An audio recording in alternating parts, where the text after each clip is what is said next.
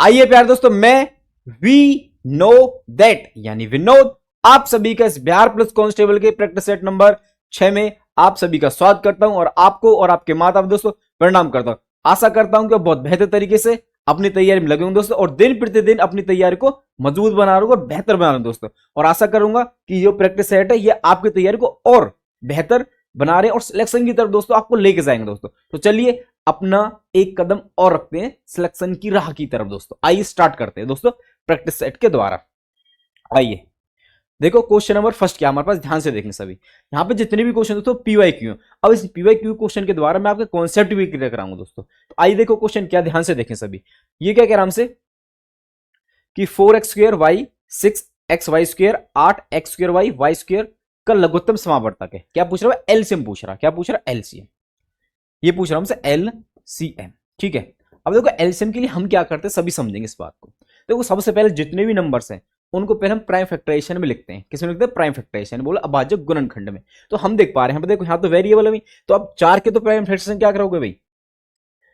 इसको तो लिख सकते 2 का स्क्वायर और इसको x का स्क्वायर भाई, ठीक है, और y। इस वाले को भाई 6 को लिख सकते हो 2 गुना 3 और x y का स्क्वायर, और 8 को भाई 2 की पावर 3 और x का स्क्वायर और y का स्क्वायर, है कि नहीं। अब देखो एलसीएम के लिए हम क्या करते हैं, जो भी हमारे पास जो कॉमन फैक्टर बनते हैं, जो क्या बनते हैं? कॉमन फैक्टर बनते हैं, उनकी एटमोस्ट पावर यहां लिखते हैं हम। जो कॉमन है देखो हम देख पा रहे हैं, देखो 2 कॉमन है, सभी में 2 है, तो 2 की एटमोस्ट पावर क्या है? तो आप देख पा रहे हैं यहाँ पे 2 है, यहाँ पे 1 है और यहाँ पे 3 है, तो एटमोस्ट पावर क्या है? 2 की हुई 3, तो यहाँ पे आएगा 2 की पावर 3। एलसीएम में ध्यान रखना इस बात को, कॉमन फैक्टर उसकी एटमोस्ट पावर है, अधिकतम पावर लेंगे, ठीक है। और देखो कॉमन क्या हमारे पास भाई, आप देखो एक्स है भाई, यहां भी एक्स है, यहां भी एक्स है और यहां भी एक्स है, और एक्स की मैक्सिमम पावर क्या भाई? 2, तो एक्स की पावर 2। और क्या कॉमन है भाई? आप देख पा रहे वाई भी कॉमन, यहां वाई स्क्वायर, यहां वाई स्क्वायर, तो वाई की एटमोस्ट पावर क्या भाई? 2, तो ये क्या आएगा? वाई स्क्वायर, ठीक है। और जो बच गए, जो कॉमन नहीं है, जो बच गए वो ऐसे के ऐसे आ जाएंगे। तो यहाँ पे क्या बच गया हमारे पास? केवल 3 क्योंकि इसी में और किसी में 3 है ही ना, तो गुना 3 आ जाएगा भाई। देखो जब आप इसको सिंप्लीफाइड वे में लिखेंगे तो क्या लिखें, देखो जब भी हम टर्म लिखते हैं इस तरीके से एक्चुअल में टर्म बनेगी। अब देखो उसके लिए क्या करते हैं, जो नंबर होते हैं उनको आगे लिखते हैं, जैसे 2 की पावर 3 यानी कि 8 गुना 3, ऐसे ही एक्स स्क्वायर वाई स्क्वायर। तो देखो 8 या 24, 24 एक्स स्क्वायर वाई स्क्वायर, यानी इसका जो एलसीएम आएगा वो क्या आएगा? 24 एक्स स्क्वायर वाई स्क्वायर। याद रखेंगे क्या दिए? कॉमन फैक्टर्स की एटमोस्ट पावर, और जो बच गए वो एज इट इज आ जाएंगे, ठीक है भाई। तो देखो हमारे पास कौन सा ऑप्शन सही है दोस्तों? ऑप्शन डी एकदम बिल्कुल सही है, ठीक है। देखो एक छोटी सी मैं बात बता देता हूं, जो इंग्लिश में ना यहाँ पे नहीं, ये एक्चुअल में एक्स स्क्वायर है, तो टाइपिंग मिस्टेक है, यहाँ पे x2 नहीं है। इंग्लिश वाले बच्चे कंफ्यूज मत होना, ठीक है भाई। तो आइए अगले क्वेश्चन पे आइए। देखो नेक्स्ट क्वेश्चन क्या हमारे पास, आइए दोस्तों अगले क्वेश्चन पे। देखो नेक्स्ट क्वेश्चन क्या, ध्यान से देखें सभी। क्या कह रहा है क्वेश्चन हमसे कि 21 से 42 63 84 एपी का कौन सा पद 420 है। देखो हमारे पास जो एपी है वो क्या है भाई? 21 42 63 84, और पूछ रहा है कि एपी में कहीं 420 आगे आएगा। आपको यह बताना है कि कौन से नंबर पे आएगा। देखो जैसे 21 फर्स्ट पे, 42 दूसरे पे, 63 तीसरे पे, तो ऐसे 420 कौन से नंबर पे, ये हमसे पूछ रहा है। तो देखो मैं कह रहा हूं हमको नहीं पता कि कौन से नंबर पे, मैं कह रहा हूं भाई ये एनवे नंबर पे। कौन से नंबर पे? ए एनवे नंबर पे, ठीक है, एनवे नंबर पे। यानी हमारे पास इस एपी का ये एनवा टर्म है। कौन सा टर्म? एनवा टर्म। अब यदि हमारे पास एनवा टर्म है तो हम ए एन का फॉर्मूला लगा के एन निकाल सकते हैं, a plus n minus 1 into d. ये तो होता भाई इसका फॉर्मूला। अब इसके लिए हमको क्या चाहिए? ए चाहिए और डी चाहिए। ए एन है, एन तो हम निकाल लेंगे भाई। देखो तो ए क्या होता है भाई? फर्स्ट टर्म ऑफ एपी जो कि 21 है। डी क्या होता है? Common difference. क्या होता है? कॉमन डिफरेंस, हाँ कि ए टू माइनस ए वन यानी 21, ठीक है भाई। ये भी कितना? 42 में से किया तो 21, ठीक है। अब इसमें पुट कर दो, देखो भाई ए एन कितना भाई? 420, ए कितना भाई? 21 प्लस एन माइनस 1, डी कितना भाई? 21। अब देखो एन चाहिए, इसको सेपरेट करते हैं। देखो 420 माइनस 21 बराबर एन माइनस 1। अब देखो जो 21 है गुना में तो डिवाइड में आएगा इस तरफ भाई। अब देखो आप इसको आगे सॉल्व करेंगे तो कितना आएगा भाई? 420 में 21 क्या तो भाई 399 बटे 21 बराबर एन माइनस 1। अब देखो आप इसको सॉल्व करेंगे देखो क्या आएगा भाई? आप देख पा रहे देखो 21 का पार्ट याद नहीं आपको, तो आप 3 से काट सकते हैं। देखो 3 सत्ते, और ऊपर वाला 3 से कट रहा है। देखो 3 एकम 3, 3 तिया 9 और 3 तिया 9। अब देखो किससे कटा, 7 से कट सकता है। देखो 7 एकम 7 पूरा गया, तो 7 एकम 7 और 7 9 63, 7 9 63। तो हमारे पास क्या आया भाई, देखो n-1 बराबर आ गया 19। हमको चाहिए n, तो n चाहिए। देखो एक इस तरफ करेंगे +1, हमारे पास आया n बराबर आ गया 20, यानी इस एपी का 20वां टर्म है। कौन सा टर्म है, 20वां टर्म है। ठीक है, अब देखो जब आपने यहां तक कर लिया और आपको पता जाए an हमारे पास लास्ट टर्म भी होता है। क्या होता है, लास्ट टर्म भी होता है। तो आप ये ना करके डायरेक्ट याद रखिए, जो हमारे पास जो n वां टर्म जो निकालने का तरीका वो क्या है भाई, last term minus first term upon common difference d +1। तो देखो लास्ट टर्म 420, फर्स्ट टर्म 21 बटे कॉमन डिफरेंस +1। ये सॉल्व कर दो डायरेक्ट। ठीक है, ये पूरा स्टेप करने जो होते हैं इस पे कर लो, तो समझाने के लिए आपको केवल। देखो 420 में क्या यहाँ थे, 399 बटे 21 +1, तो 21 को काटेंगे कितना आया था भाई, 21 से काटेंगे तो आया था 19, 19 +1 20। ठीक है, इतना कर सकते हैं आप। ठीक है, केवल समझे इस बात को। इस तरह से आपको शॉर्ट अप्रोच भी आनी चाहिए। ठीक है, last term minus first term upon में डी प्लस में 1, ये हमारे पास क्या होता है, nth टर्म निकालने का फॉर्मूला दोस्तों, याद रखेंगे। तो चलिए आइए अब अगले क्वेश्चन में चलिए। आइए दोस्तों अगले क्वेश्चन पे, देखो नेक्स्ट क्वेश्चन के ध्यान से देखेंगे सभी। क्या कह रहा क्वेश्चन हमसे कि चतुर्भुजाकार खेत की एक भुजा 4 मीटर और विकर्ण 5 मीटर खेत का क्षेत्रफल होगा। देखो हमारे पास क्या कह रहा क्वेश्चन कि खेत है जिसका जो शेप है वो चतुर्भुजाकार है, क्वाड्रेटर का टाइप की है। अब देखो क्वाड्रेटर हमारे पास काफी होते हैं, रोम्बस, रेक्टेंगल, स्क्वायर, होता है कि नहीं, समलंब होता है कि नहीं होता, पैरेललोग्राम। परंतु हमसे क्या क्वेश्चन में क्या कह रहा है कि इसकी एक भुजा 4 मीटर है और विकर्ण है 5 मीटर। अब देखो इसके आधार पे इसकी जो शेप है वो कोशिश करते हैं निकालने की, क्या बनेगी। देखो भाई, तो एक भुजा कितनी है, 4, तो मैं कह रहा हूं ये वाली साइड है 4, कितनी दोस्तों 4, और इसका जो एक विकर्ण है, तो देखो विकर्ण ऐसे बना दिया भाई मैंने।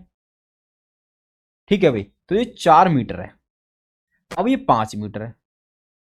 तो देखो ये तो भाई ज्वाइन करना पड़ेगा नहीं करना पड़ेगा, तो आप इसको ज्वाइन करेंगे भाई। अब देखो आप जानते हैं कि देखो हमारे पास एक ट्रिपलेट होता है 3 4 5 का, याद है आपको। देखो ध्यान से देखो भाई, यदि ये 5 है, ये क्या 4 है, ये क्या 5 और ये 4 है, तो हमको 100% पता चलेगा क्या कि ये 3 होगा। क्या होगा भाई, 3 होगा, क्योंकि जब आप इसको ज्वाइन करेंगे, यदि एक 5 यूनिट है एक 4 है, तो ये वाला कितना होगा भाई, 3 होगा। कितना होगा, 3। यदि हमारे पास एक राइट एंगल ट्राइंगल बन गया, क्योंकि ट्रिपलेट कहां पे लगता है, राइट एंगल ट्राइंगल में, तो इसका मतलब क्या भाई, ये 90 डिग्री है। कितना भी 90 डिग्री, यानी हमारे पास जो ये फिगर बनेगा, क्या बनेगा, ये फिगर बनेगा। यानी हमारे पास जो क्वाड्रिलेटरल है वो किस टाइप का दोस्तों, एक रेक्टेंगल टाइप का। कैसा भी, आयत है। कैसा भी, आयत। उसने बोला तो नहीं है, परंतु हमारे पास जो डायमेंशन उसने दे रखे उसके आधार पर हमने निकाल लिया। विकर्ण 5 था और एक साइड 4 थी, अगर ये 5 है तो 4, तो सिंपल सी बात ये 3 होगा, क्योंकि हमको ट्रिपलेट पता है। तो इसलिए आप ट्रिपलेट्स को भी याद रखिए। देखो मैं कुछ ट्रिपलेट लिखवा देता हूं, 3 4 5, ये ट्रिपलेट बनता भाई 7 24 25, एक ट्रिपलेट ये बनता है। ठीक है, और एक 8 15 17, ये ट्रिपलेट बनता है। और क्या होता है, एक 20 21 29, याद रखेंगे। ये हमारे पास क्या कुछ ट्रिपलेट है, जिसमें देखो लास्ट वाली साइड क्या होती है हमारे पास, कर्ण, यानी बोले विकर्ण होता है। ठीक है भाई, याद रखेंगे। तो इसके आधार पे हमारे पास इसको पहचानना बहुत आसान हो गया भाई। अब देखो हमारे पास ये देखो, ये तो लेंथ होगी भाई, और ये क्या होगी भाई, ब्रेथ होगी, बी हो गया। तो भाई देखो हमको लेंथ पता चलेगी, ब्रेथ पता चलेगी, तो आयत का क्षेत्रफल तो हम पहले से जानते हैं क्या होता है भाई, आयत का क्षेत्रफल। आयत का क्षेत्रफल क्या होता है भाई, लंबाई गुना चौड़ाई, लंबाई गुना चौड़ाई। तो देखो लंबाई कितनी है भाई 4, चौड़ाई 3, तो एरिया कितना आ गया भाई, 4 दिया 12 मीटर स्क्वायर, 12 मीटर स्क्वायर। तो कौन सा ऑप्शन सही है दोस्तों, ऑप्शन ए ही इसका एकदम बिल्कुल सही है दोस्तों। ठीक है, समझे इस बात को।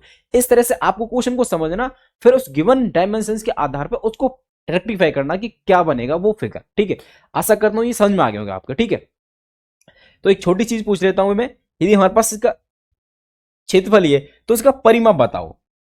परिमाप आपको याद भी रहेगा। ठीक है, परिमाप क्या है इसका, ठीक है भाई, आप ये बताएंगे। ठीक है, आइए अगले क्वेश्चन पे आइए, देखो आइए दोस्तों अगले क्वेश्चन पे देखो, नेक्स्ट क्वेश्चन का ध्यान से देखें सभी। ये क्या कह रहा है कि समीकरण x square minus six x plus में 2 इक्वल टू 0 के मूलों का योग होगा। देखो हमारे पास जो समीकरण वो है x square minus six x plus में 2x बराबर 0, इसके मूलों का योग पूछ रहा। तो सबसे पहले देखो हमारे पास जो समीकरण, ये जान लो किस टाइप का समीकरण, ये हमारे पास क्या है, द्विघात समीकरण। हमको कैसे पता चला भाई, क्योंकि इस समीकरण में जो x की जो पावर है वो 2 है, कि जहां पे x की पावर 2 होती है मैक्सिमम, वो समीकरण किस टाइप का होता है भाई, द्विघात समीकरण। ठीक है, तो देखो द्विघात समीकरण को पहले जान लेते हैं स्टैंडर्ड फॉर्म में क्या होता है। ये होता है भाई ए एक्स स्क्वायर प्लस में बी एक्स प्लस सी बराबर 0। अब देखो यहां पे जरूर ध्यान देना, जो हमारे पास जो ए है वो नॉन जीरो होगा, यानी जीरो नहीं होगा, बाकी कुछ भी हो। इसका कारण पता क्या, क्योंकि यदि ये जीरो होता है तो 0 इंटू एक्स स्क्वायर, तो ये पूरा क्या हो जाएगा 0, यानी ये वाला टर्म क्या हो जाएगा 0। अब जब ये टर्म 0 होगा तो हमारे पास क्या बचेगा, बी एक्स प्लस में सी, ये तो बचे केवल। तो यहां से 2 तो चला गया पावर, अगर जो 2 पावर 2 चला गया तो ये जो समीकरण वो द्विघात समीकरण तो रहा नहीं, क्योंकि द्विघात समीकरण बनता पावर 2 से। किससे बनता, पावर 2 से। तो इसलिए ए पे रिस्ट्रिक्शन है भाई, ए 0 नहीं होगा, बाकी कुछ भी हो जाए। ठीक है, अब और आगे समझो, देखो यदि हमारे पास अल्फा और बीटा दो मूल है, दो मूल है इस समीकरण के, मूल मतलब देखो x की वो वैल्यू जो इसको सेटिस्फाई करे, x की वो वैल्यू जो इसको सेटिस्फाई करे। तो हमारे पास x की दो ही वैल्यू होंगी मैक्सिमम, अल्फा और बीटा मान लीजिए। और देखो हमारे पास जो मूलों का योग होता है, ये समझ लेते क्या होता है, यदि जनरल इक्वेशन के लिए बात करें तो देखो मूलों का योग, मूलों का योग यानी सम ऑफ रूट्स क्या होता है, अल्फा प्लस बीटा, ये होता है। इस इक्वेशन से आप डायरेक्ट निकाल सकते क्या होता है भाई, माइनस बी बटे ए। ठीक है, मतलब माइनस एक्स का गुणांक, एक्स का गुणांक बटे में एक्स स्क्वायर का गुणांक, एक्स स्क्वायर का गुणांक। ठीक है भाई, याद रखेंगे ए क्या भाई, एक्स स्क्वायर का गुणांक। ठीक है, अब हमारे पास जो मूलों का जो प्रोडक्ट होता है, मूलों का प्रोडक्ट यानी बोले तो गुणनफल, मूलों का गुणनफल यानी अल्फा इंटू बीटा, वो क्या आता है सी बटे यानी कांस्टेंट टर्म यानी बोले अचर पद बटे में एक्स स्क्वायर का गुणांक। ठीक है भाई, तो देखो हमसे क्या कह रहा है कि इस इक्वेशन के मूलों का योग बताइए, मूलों का योग ये पूछ रहा हमसे।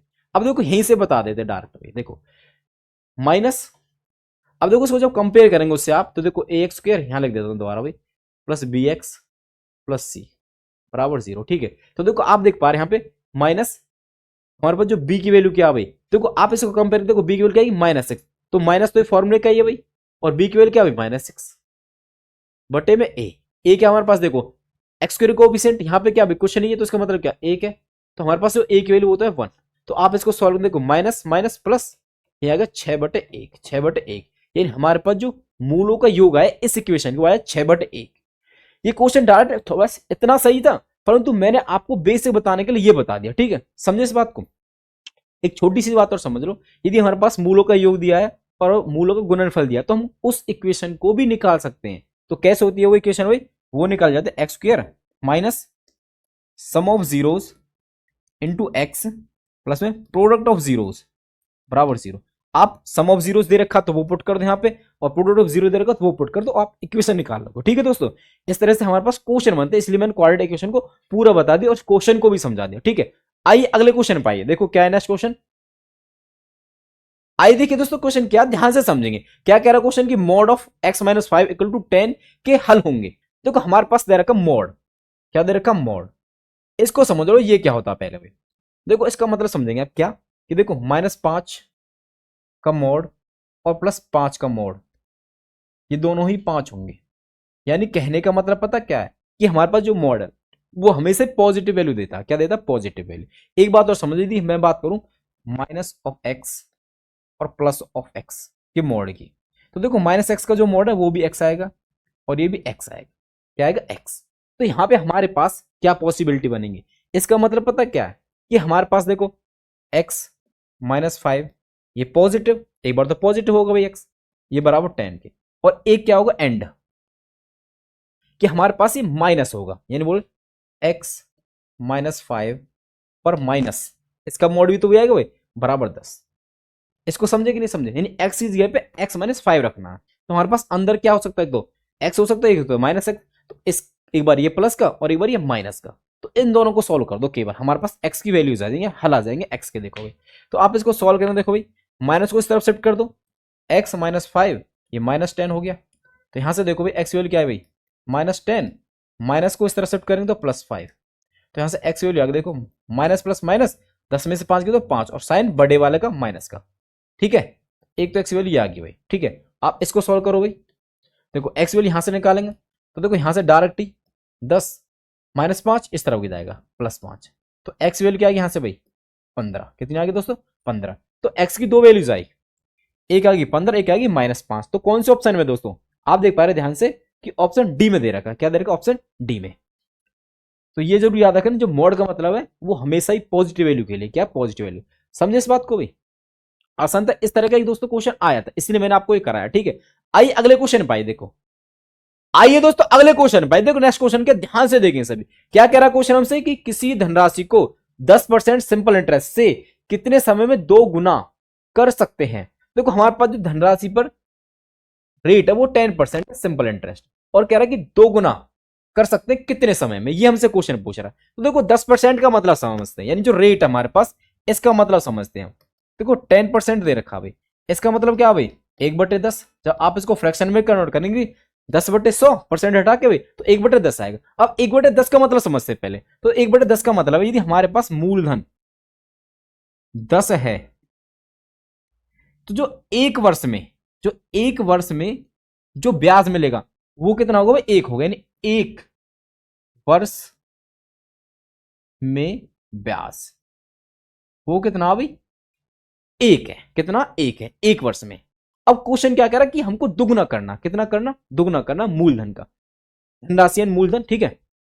तो मूलधन हमारे पास 10 है, तो 1 वर्ष में हम 1 ब्याज कमाते हैं, तो हमको कितना कमाना भाई दुगना करना, इसका मतलब 20 करना, तो 10 तो हमारे पास रह गई, 10 और कमाना, कितना कमाना 10 और कमाना, तो 1 वर्ष में 1 कमाते हैं, तो हमको 10 कमाना है, कितना कमाना भाई 10 कमाना है, तो कितने वर्ष लगेंगे सिंपल, 1 कमाने में 1 वर्ष लगता है, तो 10 कमाने में 10 वर्ष, सिंपल। तो कौन सा ऑप्शन सही दोस्तों, ऑप्शन बी, ऑप्शन बी, समझे, आसान था एकदम बिल्कुल ही। आइए अगले क्वेश्चन पाए, देखो नेक्स्ट क्वेश्चन देखो क्या हमारे पास, आइए दोस्तों अगले क्वेश्चन पे, देखो नेक्स्ट क्वेश्चन के ध्यान से देखें सभी, क्या कह रहा है क्वेश्चन हमसे कि 1 माइनस कॉस के theta into cosec square theta का मान होगा। दोस्तों देखो हमसे जो क्वेश्चन पूछा जा रहा है ट्रिग्नोमेट्री से पूछा जा रहा है, और ये क्वेश्चन ऐसा क्वेश्चन है जो ट्रिग्नोमेट्री आइडेंटिटीज पे बेस है, तो यदि आपको ट्रिग्नोमेट्री आइडेंटिटीज नहीं याद तो आप ये क्वेश्चन नहीं कर पाएंगे दोस्तों, और हमको ट्रिग्नोमेट्री आइडेंटिटीज याद करनी पड़ेगी क्योंकि हमारे सिलेबस में ये है, क्योंकि 10th क्लास में ट्रिग्नोमेट्री आता है दोस्तों। देखो ट्रिमेटिक जो बेसिक आइडेंटिटी वो मैं पहले बता देता हूं, इस क्वेश्चन में जो अप्लाई होने वाले दोस्तों, देखो क्या क्या हमारे पास ध्यान से बेसिक है दोस्तों। सबसे पहले होता है हमारे पास sine square theta plus cos square theta बराबर 1।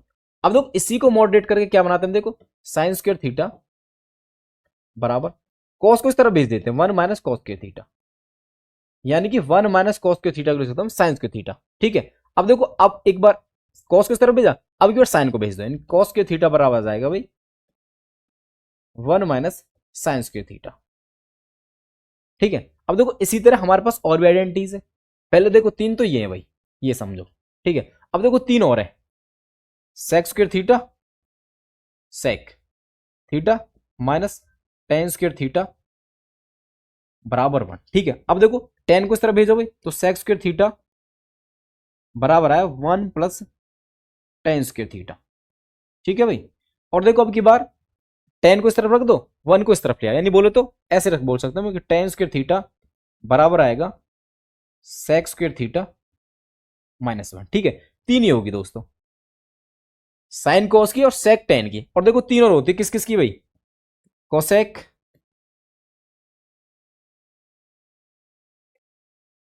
Cosec square theta minus cot square theta बराबर 1।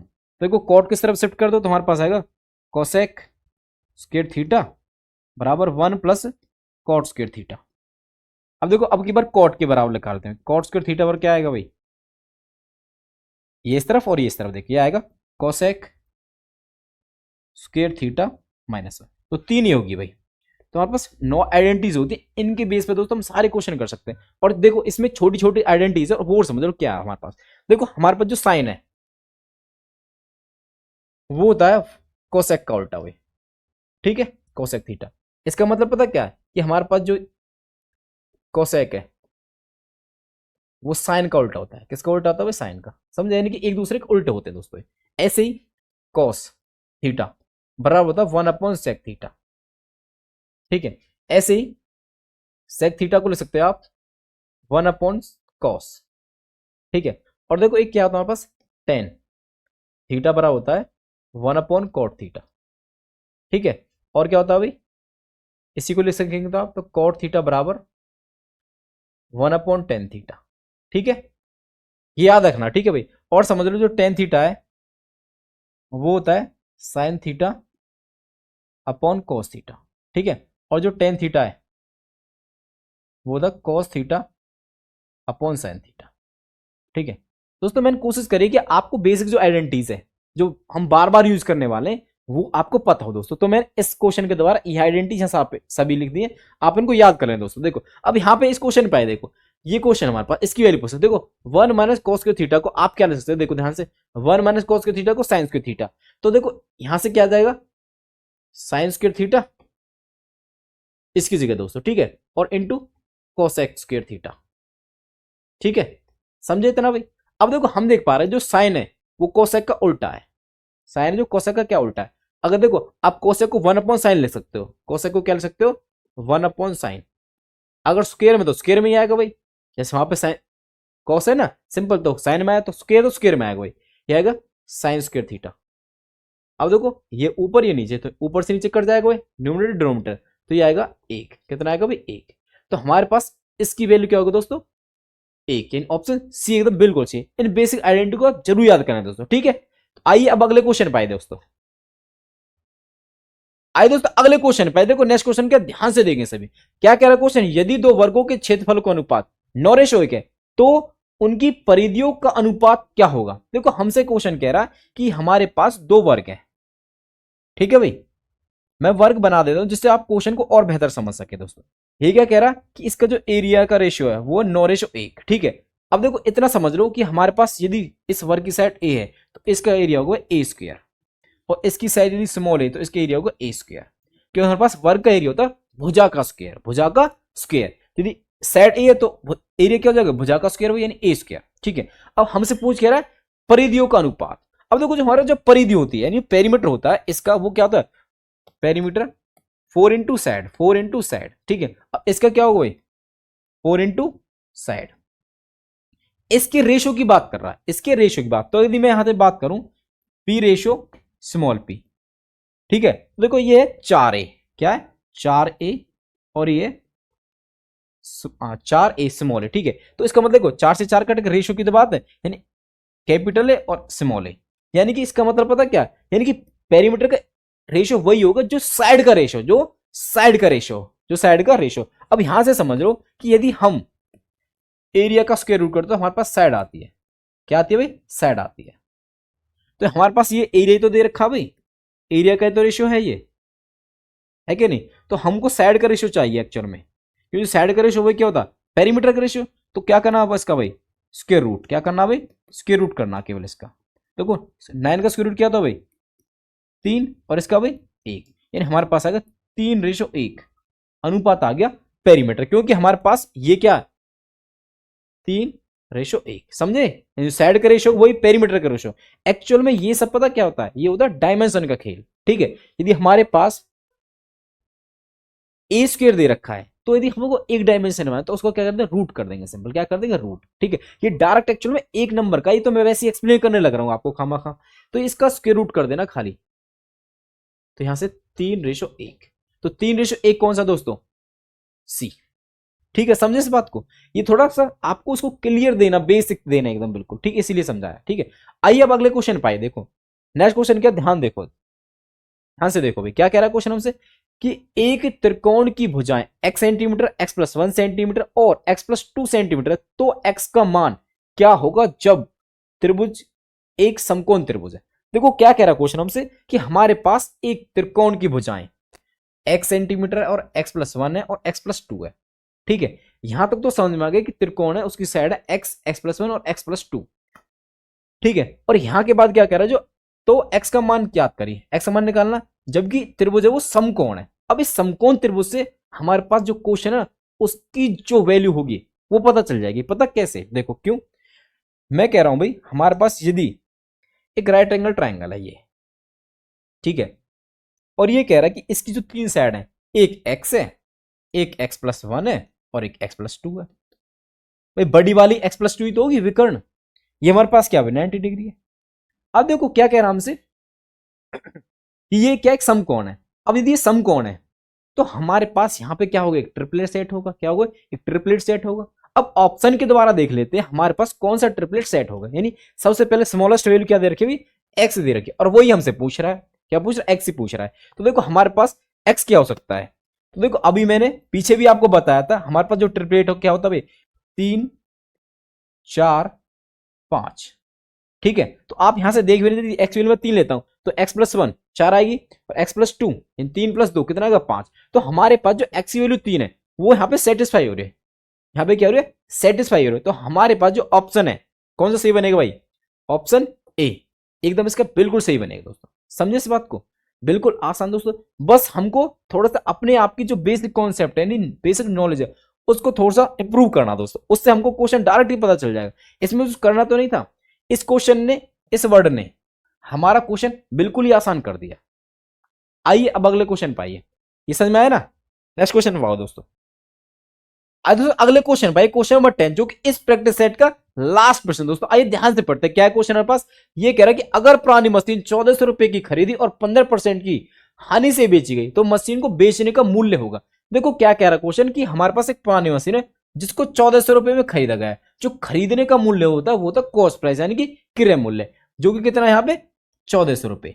और क्या कह रहा है हमसे कि 15% की हानि से बेची गई है, 15% के हमारे पास लॉस है। ठीक है भाई, और क्या कह रहा है हमसे मशीन को बेचने का मूल्य होगा। बेचने का मूल्य मतलब सेलिंग प्राइस। क्या पूछ रहा है भाई, सेलिंग प्राइस हमसे पूछ रहा है।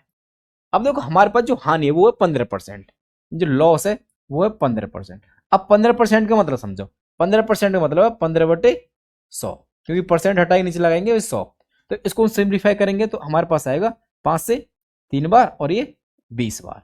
अब इसका मतलब समझो कि 3/20 का मतलब क्या, 3/20 का मतलब ये है यदि हमारे पास कॉस्ट प्राइस 20 है तो हमारे पास जो हानि हो रही है वो 3 हो रही है। क्या हो रही है दोस्तों, हानि। हानि तो क्या है 3 है, लॉस है मतलब, और ये क्या हमारे पास सीपी है दोस्तों। क्या है, सीपी। समझे इस बात को। अब देखो हमसे पूछ रहा मशीन को बेचने का मूल्य होगा, नहीं सेलिंग प्राइस क्या होगा। जो सेलिंग प्राइस है, यदि हमारे पास किसी क्वेश्चन में लॉस हो रहा तो सेलिंग प्राइस पता क्या होता है, सीपी माइनस लॉस। अब देखो जो सीपी में से अब लॉस घटाएंगे तो कितना आएगा, देखो 20 - 3, ये हमारा जो एसपी है वो है 17। कितना है भाई 17। अब देखो हमारे पास जो सीपी है वो 20 है, परंतु क्वेश्चन में कितना दे रखा है भाई 1400। कितना दे रखा है 1400, यानी कि सीपी 20 का मतलब है 1400। कितना भाई 1400, और हमसे पूछा 17 बताइए। तो देखो पहले एक निकाल लेते हैं, यानी एक का मतलब कितना, एक का मतलब 1400 बटे 20। ऐसे तो कर दो भाई आप, 20 से काटेंगे 0 0, 2 से काटेंगे 70। ठीक है भाई, तो देखो हमारे पास एक की वैल्यू 70, तो हमारे पास 17 की वैल्यू कितनी होगी, देखो 17 की वैल्यू गुना 70, तो 17 सत्ते 119, 17 सत्ते 119 दोस्तों। ठीक है, तो हमारे पास जो सेलिंग प्राइस आया वो आया 1190, यानी कि ऑप्शन बी एकदम बिल्कुल सही है दोस्तों। समझ में आया दोस्तों। इस तरह से हमको क्वेश्चनों को फ्रैक्शन पे लाके सॉल्व करना दोस्तों। आशा करता हूं ये प्रैक्टिस सेशन आपको बहुत पसंद आ रहे होंगे और ये आपकी तैयारी को बेहतर कर रहे होंगे दोस्तों दिन प्रतिदिन, और आपकी जो तैयारी है उसको सफलता की हर एक दिन एक कदम आगे बढ़ा रहे हैं दोस्तों। तो चलिए आज के लिए यहीं रखते हैं। जय हिंद, जय भारत।